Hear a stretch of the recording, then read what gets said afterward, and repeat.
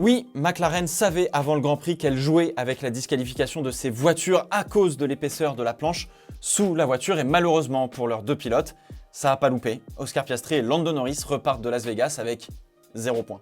Alors du coup, ça relance complètement la course au titre pilote alors qu'on pensait tous que c'était joué pour Lando Norris. Mais ça me fait un peu chier personnellement parce que j'aime pas que ça se relance de cette manière-là. Les pilotes sont en rien responsables et le pire, c'est qu'ils auraient pu facilement éviter ce problème. Alors du coup, j'ai envie de remettre un peu les points sur les i entre guillemets pour qu'on comprenne bien cette histoire de planche et surtout à quoi elle sert. Parce que une planche en bois sur une voiture qui vaut des millions de dollars et qui est censée être à la pointe de la technologie, de prime abord, ça peut sonner un peu faux pour certains. Après, on va se pencher sur pourquoi et comment ça a joué des tours à McLaren et que malgré des circonstances atténuantes, il y a 9 autres équipes qui n'ont pas eu de problème. Et pour finir, je voudrais que vous puissiez vous rendre compte qu'un simple manque de recul, marque de champion du monde de base, ça pourrait coûter le titre à Lando Norris. Bon alors, c'est quoi cette histoire de planche sous ces bagnoles qui valent si cher et qui sont à la pointe de la technologie ? Alors, cette planche en bois, elle est située sous la voiture et elle est au milieu. En fait, elle court du bib jusqu'au diffuseur et elle repose sous le plan de référence de la voiture. C'est à partir de ce plan de référence qu'on a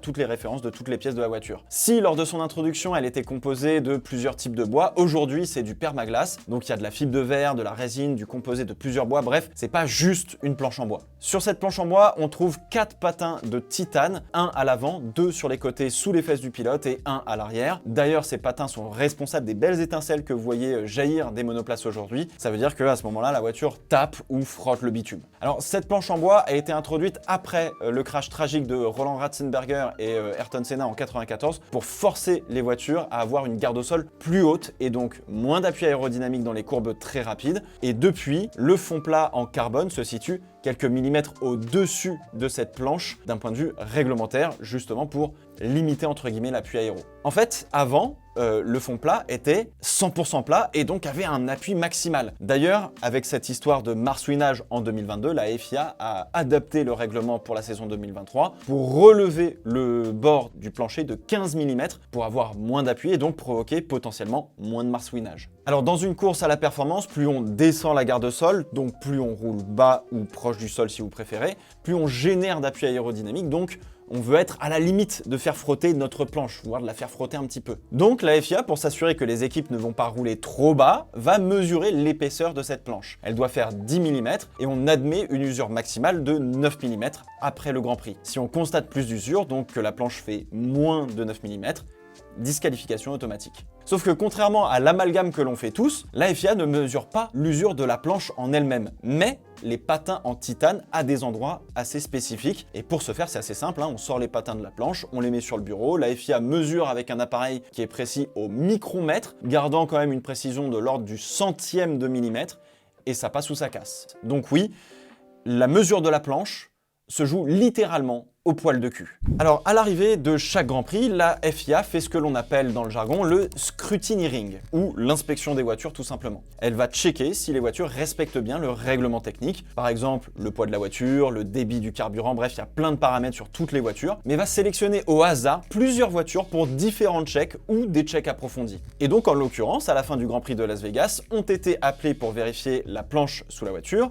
les voitures numéro 81 et 04, donc les 2 McLaren, mais aussi les 2 Ferrari, les 2 Mercedes, Hülkenberg, Sainz et Verstappen. Les 2 McLaren se sont retrouvés avec les patins droit et gauche usés de plus de 9 mm, comme vous le voyez sur cette image compilée par Craig Scarborough, que je vous invite à aller suivre sur Twitter ou sur Instagram. On parle donc bien en centièmes de millimètre, et c'est pas grand chose, mais ça suffit. Les mesures ont été faites par la FIA une première fois, puis une deuxième fois en présence des représentants de McLaren. Alors du coup, il s'est passé quoi? Les équipes ont effectivement eu des séances d'essai assez difficiles parce que il a plu, on a eu des interruptions, donc très peu de relais de course pour vraiment voir ce que ça donnait avec de l'essence et une voiture chargée pour affiner les réglages. Et puis, dès qu'on est parti en qualification, on a cette fameuse règle du parc fermé où les équipes n'ont plus le droit de toucher au réglage de la voiture, dont la garde au sol.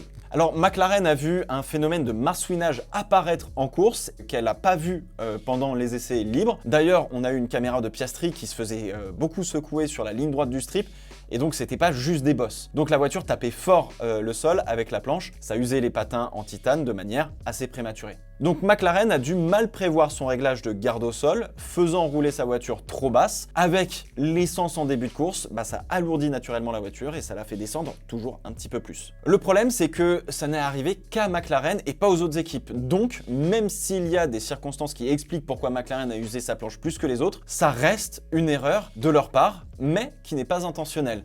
Les écuries vont chercher généralement la limite, mais dans ce cas, c'est vraiment juste une erreur d'appréciation. Mais le plus gros problème réside dans le fait que McLaren savait avant même de commencer le Grand Prix que l'usure de la planche allait être un problème.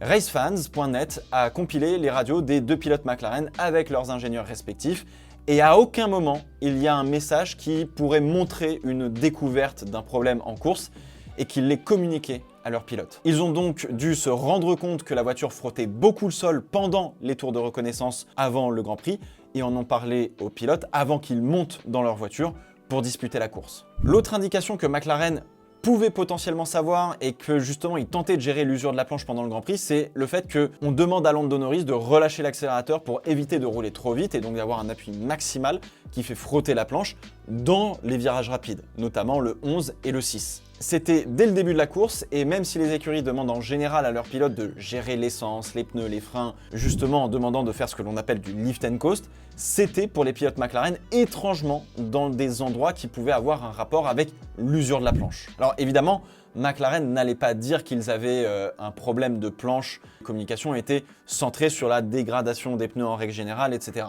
Maintenant que l'on sait que McLaren savait potentiellement, il y a une erreur capitale qui a été commise par l'écurie. La volonté de passer George Russell et d'aller chercher Max Verstappen. Après le seul arrêt en course, Lando Norris se retrouve derrière Russell et demande s'il doit rester dans le DRS ou dépasser le pilote Mercedes. Rester dans le DRS permet deux avantages. Le premier, c'est d'ouvrir le DRS et donc de décharger aérodynamiquement la voiture dans certaines lignes droites, ce qui peut réduire le frottement de la planche. Le deuxième, c'est que ça permet de se caler dans le rythme de Russell, qui permet de relâcher un peu plus l'effort et donc de moins user la planche sans trop alerter les autres écuries sur les problèmes que tu peux potentiellement avoir. Alors, son ingé demande le dépassement pour aller chercher Verstappen, qui lui était en pleine gestion.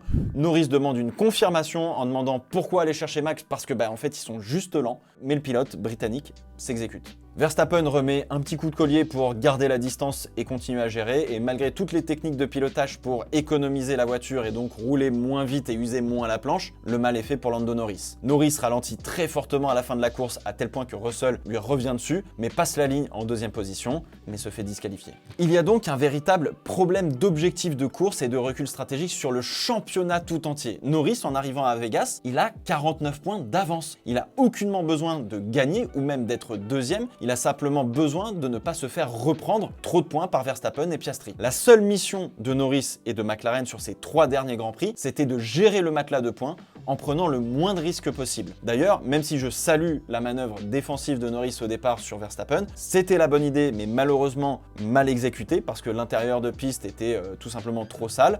C'était prendre un risque de carton avec Max Verstappen qui est absolument prêt à tout. Là aussi, peut-être qu'il y avait un recul stratégique du championnat à prendre en compte pour Lando Norris et se dire que laisser passer Max Verstappen au premier virage pour pourquoi pas l'avoir un peu plus tard en course aurait été peut-être plus intelligent et moins risqué. Mais encore une fois, je vais pas aller jusqu'à dire que c'était mieux que de défendre, mais les deux visions s'entendent et j'aurais pour le coup fortement salué cette capacité de recul sur la prise de risque nécessaire pour le coup à tout champion du monde. On a donc 2 erreurs chez McLaren. La hauteur de caisse mal calculée, bien qu'il y ait des circonstances atténuantes, et surtout cette décision de rouler un peu plus fort pour tenter d'aller chercher Max Verstappen qui était inatteignable, le tout conduisant à une usure trop importante de la planche et donc la disqualification et la perte sèche de 25 points face à Verstappen, que ce soit pour Lando Norris ou Oscar Piastri. Ces 2 erreurs remettent une pression absolument pas du tout nécessaire sur Lando Norris, qui a encore moins le droit à l'erreur sur les 2 prochains Grands Prix et qui pourrait, pourquoi pas,